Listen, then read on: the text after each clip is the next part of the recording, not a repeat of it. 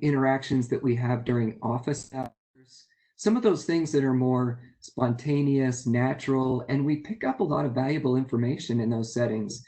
Our students get a little bit more committed to the class. And so one of my first pieces of advice is always to maintain really busy virtual office hours. To me, that's one of the primary reasons online courses suffer, is if we don't replace those spontaneous interactions in other ways and kind of build those one-to-one relationships with students. This, to me, is one of the primary differentiators we see with the successful and non-successful professors, is those students who are loving their experiences are talking about how accessible their professors are outside of class. And so to me, that involves opening up more office hours. It involves having a really easy to find sign-up space to get in there. And then people are not going to come unless you really politely nag them over and over and over. And so that's, again, one of the best practices we see in our professors who are being accessible to their students, is actively going out and asking students to come in for office hours. So to me, this is the starting point, is make sure some of those things that happen outside of the regular class also occur in the online setting as well. Online class sessions. So I'll kind of differentiate between what happens in an online class session, and then I'm going to get into some things that we can do with our asynchronous content. So that's our content that's not in real time. People do it at their own pace throughout the week in between class sessions. So first piece of advice, and again, this we get so much feedback from our students, is we've got to reduce the PowerPoint time. So we have heard from many students using phrases like "my eyes glaze over" when they just look at a single slide for a really long time. And I apologize, I'm doing that to you a little bit right now, but this is really what we're aiming for, is an experience that is not so much driven by slides staying on a screen and having a static environment for extended periods of time. We also hear that students really want more activity than usual, than even in a in-classroom setting. Not always easy to replicate what we do in the classroom, but the number one piece of advice that we get from our students is to use breakout rooms in your online class sessions. So each platform has different abilities. I use Zoom. Zoom is very easy to go in and create these virtual breakout rooms where students go off and they can talk in groups of 3, 4, or 5. They can be there for 5 minutes, 10 minutes, 15 minutes, and then they come back into the class. But students are telling us that they want a lot of those throughout a class session. They like variety in those breakout rooms. Sometimes they like 3 people, sometimes 5 people. They like to see a variety of activities. There's a few activities listed here. You can clearly see that I come from a business school orientation. Whatever school you reside in, there are similar activities you can do in the breakout rooms that you would do in any small group activity in a classroom. And one really interesting thing that, having taught in our online MBA program, is oftentimes these small group activities that might take 10 minutes or 15 minutes in the classroom might take 10 minutes in the online environment. And a large part of that is there's no distractions from side conversations and other groups. People focus really efficiently. So it's worth kind of trying to get some feedback from students to figure out whether or not the time allocations for these breakout rooms is just right for you. But again, this is the number one piece of advice we get from students, is that they want these breakout rooms. They like the interaction. And particularly if you're thinking about a class of 50, 75, 100 students, you can very easily, unless you use these breakout rooms, have class sessions go all the way by without students being too involved. Next thing I'm going to get to, I love polls. So again, thinking about especially the really large classes where you've got lots of students, you want to make sure that they're paying attention, that you want to have that feeling of engagement or interaction. I think polls are really a great way to drive fun conversations. These are a few of the ways that I like to use polls.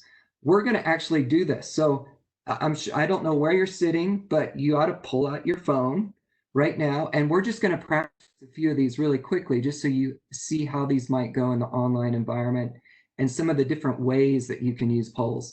And by the way, my list is far from exhaustive.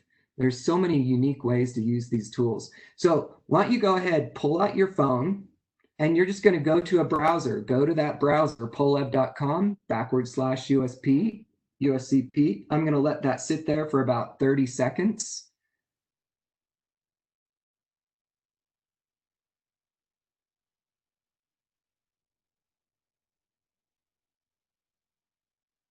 And I believe that web address is the next slide as well. So if you haven't got that quite typed in, that's fine. So we're going to go to the next slide and just see how this would work with a group. So many of you there right here. So one of the first things I like to do is have some kind of icebreaker poll. So usually if I'm with a group, it's the very first time we've been together. I want everyone to get comfortable with using the polls. And so usually it's not a question that is absolutely essential to the lesson. When I'm in Los Angeles and I go around to different events, a very typical icebreaker question is do you cheer for USC or UCLA? So it's usually more kind of fun and engaging. So it looks like we have 5% of us in here are doing more than 5 hours of online meetings per day, which is pretty amazing. All right, let's go to the next slide. So you'll notice I usually set these up so that if I'm engaging people, I have these set up into the slides. People can go in and they can start entering these, and they immediately see what the feedback is. And so we're going to hear these one words. This is one example of what's called a Zoom or a word cloud. And Zoom and challenging are popping up like crazy. We're getting cheating, fun, excited, flipped, fun. So we're getting lots of positive and negative. One thing I like about word clouds is you're not constraining people to a certain choice. You can do these as one word. You can do more than one word. One thing is when it's open-ended, you need to be prepared to be quite flexible in that if the words don't come in the way you anticipate, you need to be prepared to go in a slightly different direction. So it looks like boring is our winner, which hopefully we can avoid as much as possible. Let's go to the next one.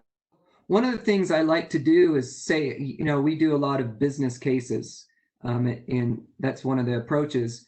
But I might have someone do a short problem in class, or they might read a mini case. But we're going to put people, we're going to have people take a position right away. So Carnival of the cruise line. So we're seeing right away that very few people want to sell. Most people. We're getting quite a few people at hold as far as the stock. So this could be a really interesting conversation. You can do something where there's a lot of division in opinion, and you kind of get the overall view of the class, and then you go out and you start asking, well, who said buy? And you get their view. Who said sell? Who said hold? But you could get a pretty interesting conversation going from something like this. So this one is just to get you a sense of a way that you could involve students as far as the content that they want to do.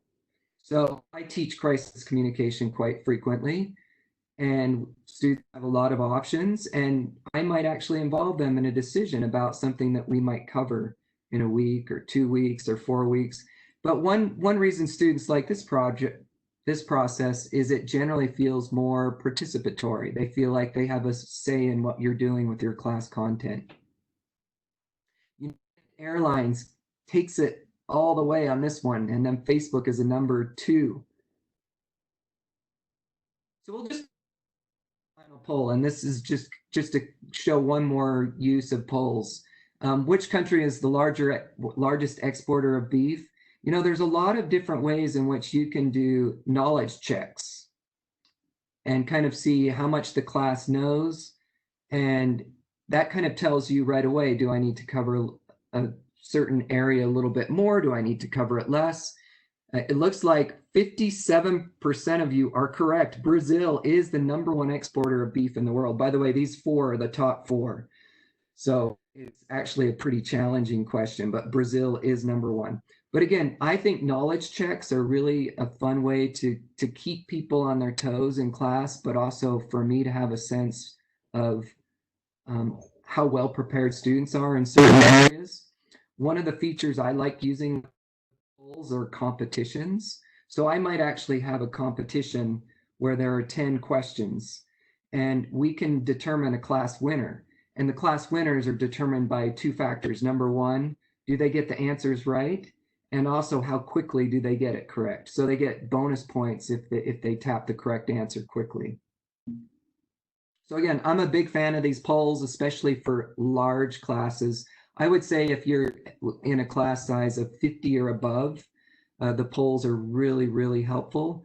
30 to 50 students, they are helpful. I would say under 30 students, there's fewer cases where you use polls as frequently, but they still can be quite useful.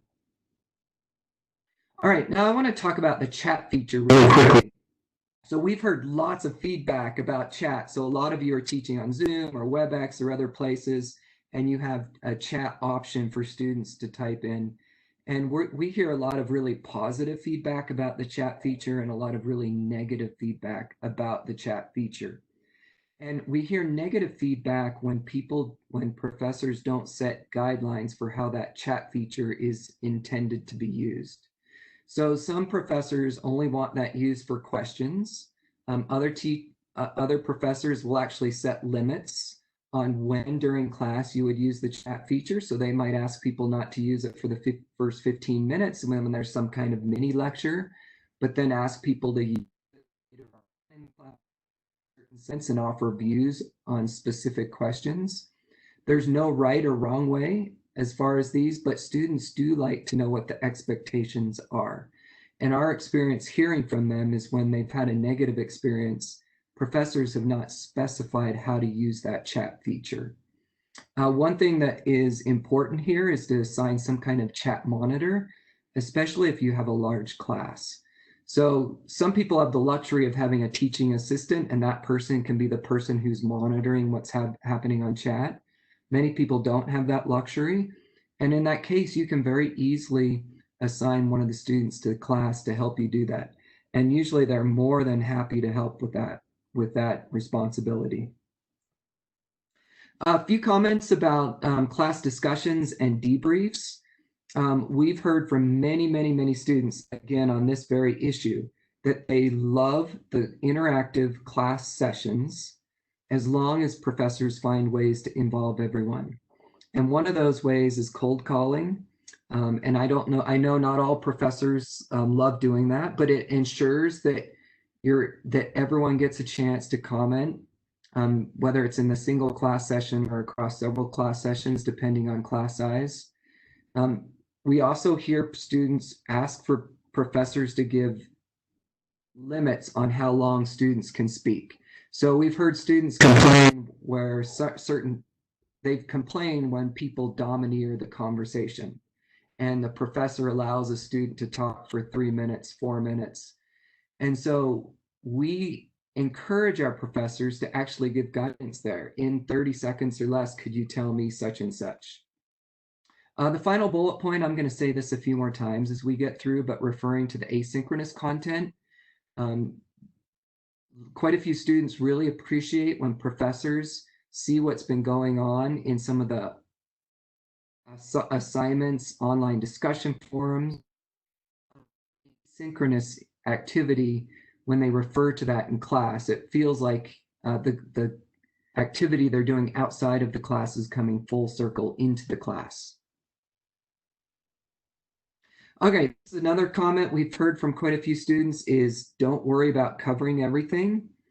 And there's quite a few students who suggest that professors are actually trying to rush through more content in the online setting.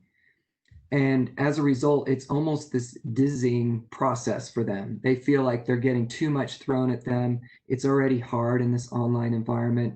They want to do a few things and do them really, really well. And then this is one of the final pieces for class sessions is really to mix it up and include breaks.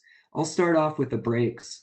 A lot of students are telling us that they need more breaks in an online session than they do in a traditional classroom setting. The break time altogether might not be any different, the cumulative break time, but the number of breaks needs to be more for the online sessions. They also really like mixing it up as far as the format of the class.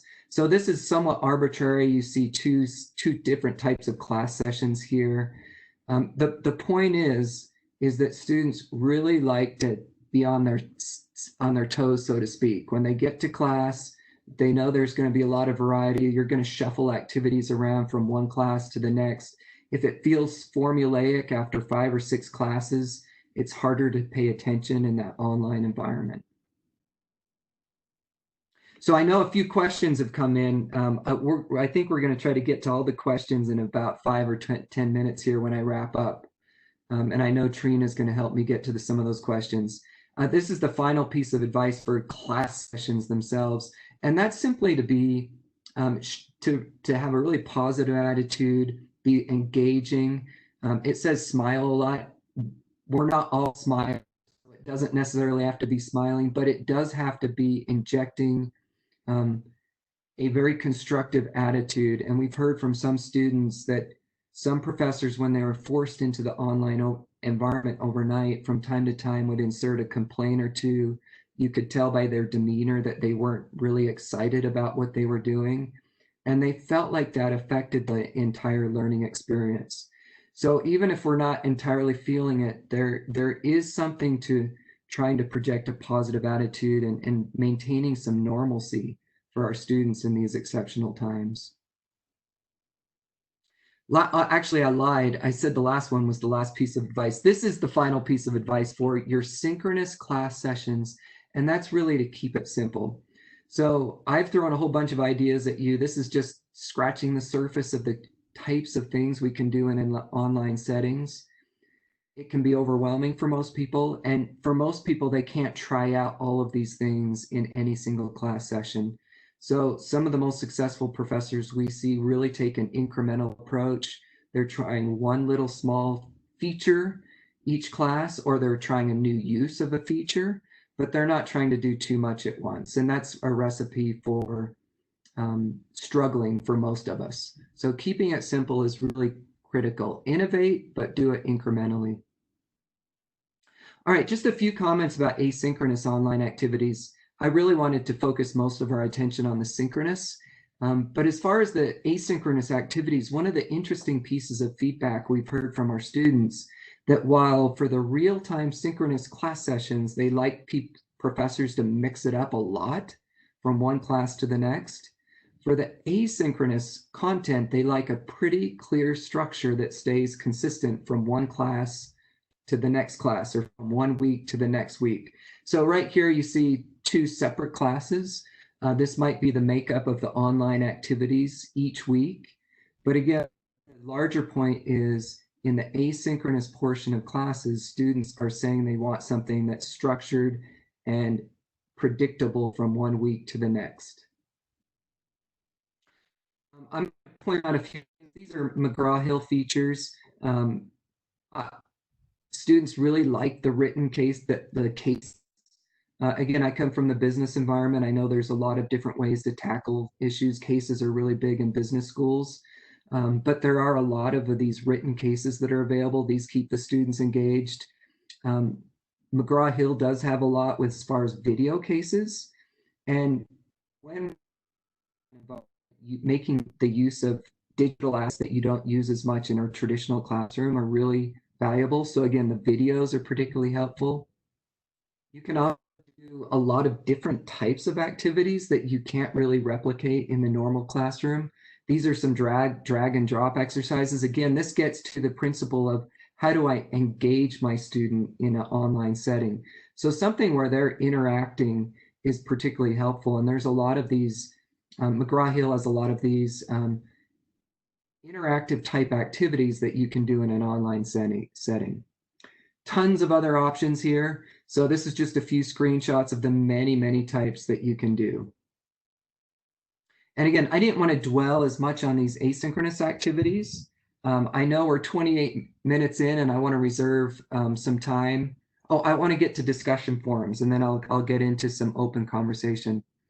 Discussion forums are something that people find easy to do in an online environment, and they're also very popular among some students and very disliked among other students. So this is one of the areas where we hear a lot of variation in student experience. And we can attribute to successful experiences to a few things. The first is choosing discussion topics that are really perplexing. They don't have clear answers, but which students can form an opinion on pretty quickly. So if it's a discussion forum prompt where everyone agrees, then you might as well not do the discussion forum. Thinking back on that carnival prompt, that could be something that could be very interesting because it looked like there was quite a bit of division on what people thought they should do with the stock. So if you get something where you're going to get a lot of opinions across the class, that's going to drive the conversation. It is important to keep it to, I've written here 5 to 10 minutes to write an opinion. We clearly see students get fatigued if they have a lot of discussion forums, and all of them are 1-hour commitments. Number 2, base the discussion topics on real events. So many opportunities right now across all disciplines to talk about COVID. We've used a lot of different prompts and a lot of different directions here. Students engage in these. I always like to refer to these during in-class sessions. So students are going to take the discussion forum seriously if you do a few things. If they see your presence in those forums, if you make comments, and then if you raise what they mentioned during a regular real-time class session. All right, final thought here is just making sure it's all integrated. So this is one of the things that we hear from students, that the successful online experiences are when the asynchronous and the synchronous activities feel like they really come together. The asynchronous activities are effectively creating an environment where you can flip the classroom when you get to the online session and build on what they did outside of class. And then students who are having a really poor experience often use words like disjointed, where they're talking about how everything feels like they're separate pieces. So this really takes a lot of effort to think about how do you design everything to come together really cleanly. But that's probably the final piece of advice that I would offer here, and which we hear from a lot of students. So with that, I think I've covered a lot of material. Let's take about 15 minutes and take some comments from people and some questions. And I think, Trina, you've probably been capturing a lot of those, right? Yes. So one of the questions that came in through the Q&A was, do you prefer Poll Anywhere to Zoom polling? Okay, that's a great question. There's a lot of polling platforms out there. I strongly prefer Poll Everywhere to the Zoom platform. Zoom platform is easy to pump out really quick questions, but Poll Everywhere allows you to integrate into your slides a little bit more cleanly. A lot of students will want to be on their phone and another device at the same time, so it allows you to do that a little bit more easily. And then also, if you were ever to download your slides and do any cross tabs with the survey results, and a lot of students like that, it can be really interesting. And it's hard to do that with the Zoom polls. All right. See. Are our online classes, hold on, let me read this.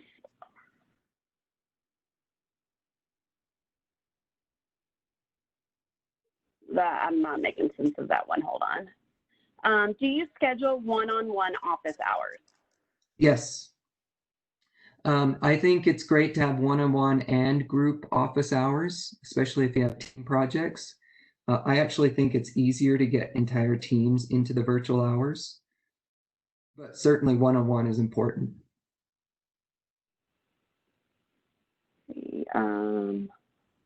There's a lot of great comments. How do you get access to the polling app? So there's quite a few polling apps out there. Poll Everywhere is the one I used. It's probably the most popular one. There are free accounts that you can generally use. Those are usually limited by a certain amount of time or by the number of people who can complete a poll.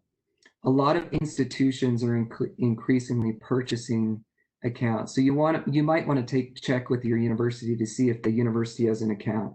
So for example, where I am, we got the Poll Everywhere account about 2 years ago. But there's a good rationale for your institution to get these accounts.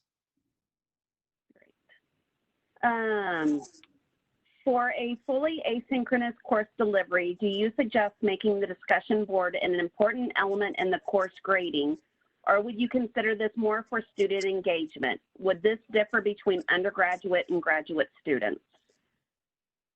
All right, so this is a really great question. I'll tell you my own view and my own situation with business students. I think the discussion boards should be a smaller portion of the grade for a few reasons.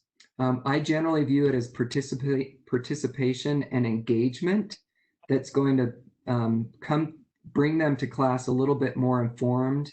They've already kind of thought through their ideas a little bit, and then I'm going to take it to the next stage. So I kind of see it as a foundation for a broader discussion in class. I also tend to see that when you allocate too many points on the discussion forums, students tend to, they open up less and they view it more like writing an essay. Whereas to me, the purpose of the forum is really an exchange of ideas. And so I really don't want to kind of close off that open expression of their views on issues. Do you see students taking advantage of this new delivery method or methods?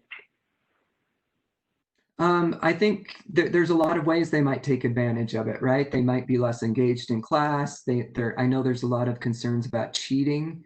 I would say just a few quick thoughts because I think that's a big question. I think it's absolutely essential that you set standards for what they do when they come to the class. One of those being their webcam is always on. Number two, you might ask them to be sitting up. So, you know, even people who are laying back on a bed can be kind of disruptive for a class. Usually if people are in have a webcam on and they have a semi-professional appearance, that changes the complexion of the class. And then using a lot of these activities that engage students, I think are really critical. The cheating piece is a tough one, especially if you're doing a multiple choice type exams. And I don't think I have a great answer for that other than what many professors are doing in our environment is actually moving away from some of those multiple choice exams and doing short response, which makes it tougher to cheat. We're using some of the plagiarism software to ensure that people are giving original responses. But then, of course, there's the burden of extra grading there. So it's a tricky issue, and I don't know that I have all of the answers there.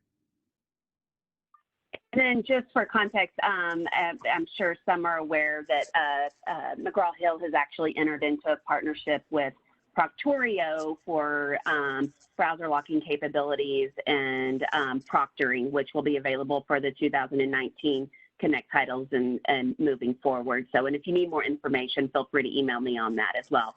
I really liked this comment, which is really great from Jan. I noticed they miss each other, so I begin opening my Zoom sessions early. I like that comment. From John. Yeah. I'm sorry, go on. No. I do. I agree. That's a great comment, is being there early and then staying afterwards to talk with people. From John, while engagement is very important, are there limits to accessibility?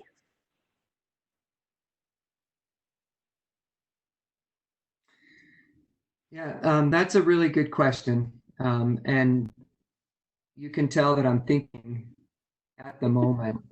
You know, there's a lot of different forms of accessibility. You know, I will just mention just one thing that comes to mind. One of the nice things about a lot of these platforms is you can actually do subtitles and captioning in real time, and you can also generate transcripts from your class if you're recording it.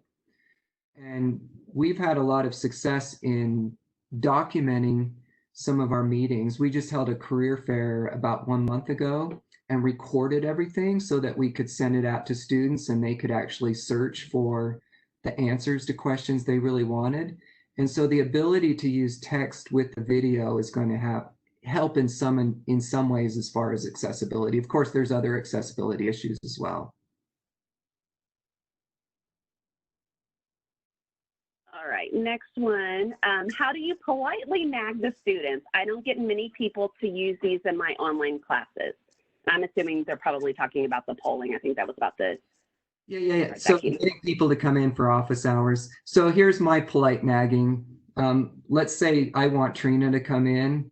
I would probably send her an email, or in a private chat during class, I would just say, hey, Trina, are you free to come into one of the office hours? And that gets a little bit more challenging in a larger class. So my polite nagging in a large class is usually with teams. I have many classes that are 75 students, and I'm going to do that with their teams. I also try at the end of every single session, I stay after and talk to anyone who wants to stay after. And I actually encourage people, I say, hey, please go to this.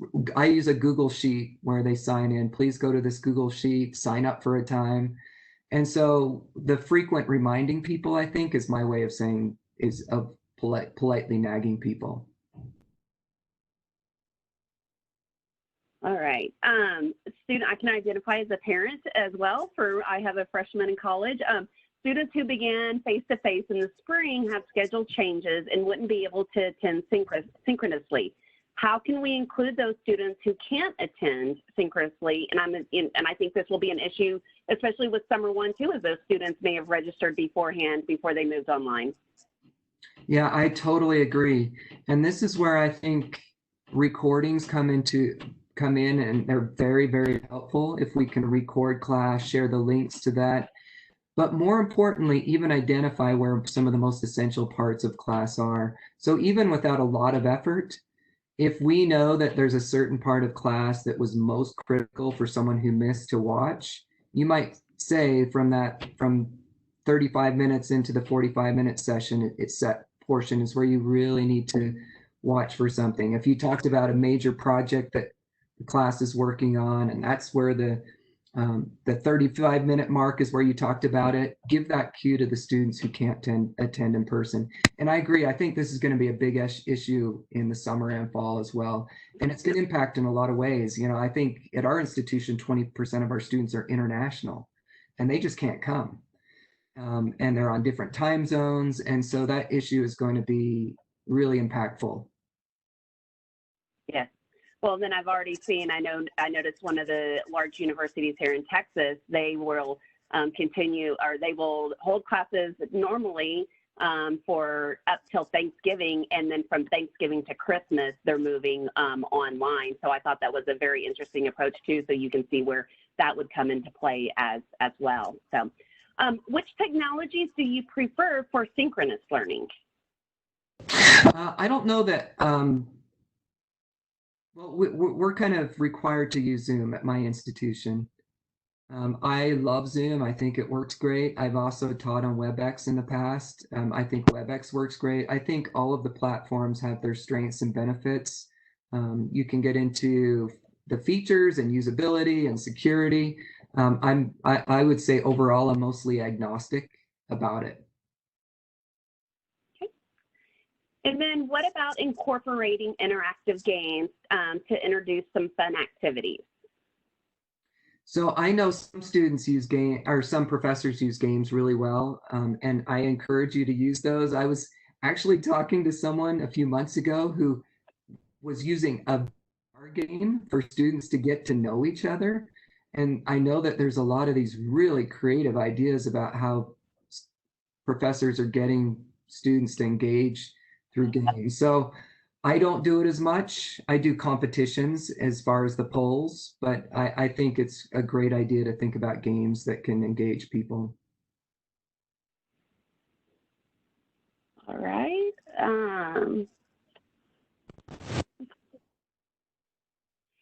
How do you manage all the interweaving of content across contact points in the course when you have, say, 3 preps and 5 classes? Not facetious, really would like tips for time management. Yeah, I think that's a great question. I don't know your particular situation, obviously. I do think it's a time where we need to be strategic to a certain extent in several ways. I think one of those is setting limits about when you're going to interact with people, setting aside certain days where you're going to do all of your prep, because prep is different in this era and you have to prep sooner rather than later compared to a regular class session. And then I think to the degree you can use some overlapping content across courses, especially in this exceptional circumstance, it's really helpful. In my case, there are certain cases that I use historically that I would not have in overlapping courses, but I do now.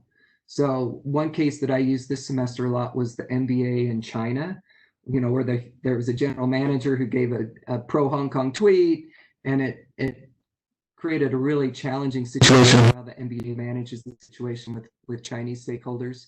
Well, I decided ways to use that across all of my courses and use it in a variety of ways, whether it's crisis communication or leadership communication, internal versus external. So for me, I found a way to take a single piece of content and break it across different courses. Okay. And then we've had a couple questions on the cost of Poll Everywhere. So regarding that, it is free to a certain number of students. If you do have a larger class, there is a cost, and that's something you can either set up. If you're not using the McGraw-Hill product, you can set up. But if you are, you can actually bundle those codes into the product if that is needed. Let's see.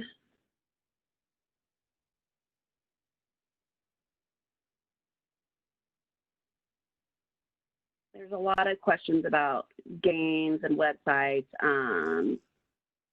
Do you know of anywhere where they can get free cases? Are there maybe any online sites or resources that you use? Again, great question. I don't know anything off the top of my head, but I would suggest this. There are a lot of opportunities to do things, what I would call mini cases, where you're taking contemporary events and there's a lot of you can use short hyperlinks and videos, current content, to really quickly create. And when I say quickly, I think in a lot of cases you can create a pretty cool mini case in 1 hour with what's out there, and it's contemporary. It's what's happening right now, and students are really, really interested in what's happening right now. Great. And I noticed we are at time. I think we got to most of the questions. I will be saving all these questions. I will download them, and then we can address them if we did not answer them on here. And I think, Pete, you may have had some that may have come privately to you as well, so we can address those later on.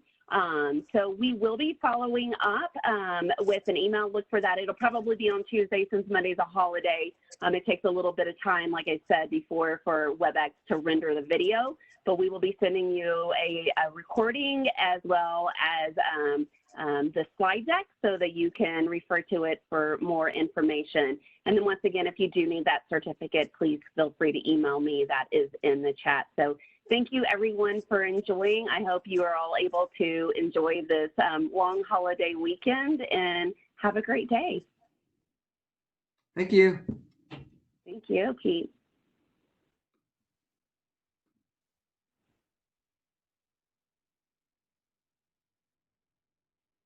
I will wait to close it in case there's any other questions in the chat.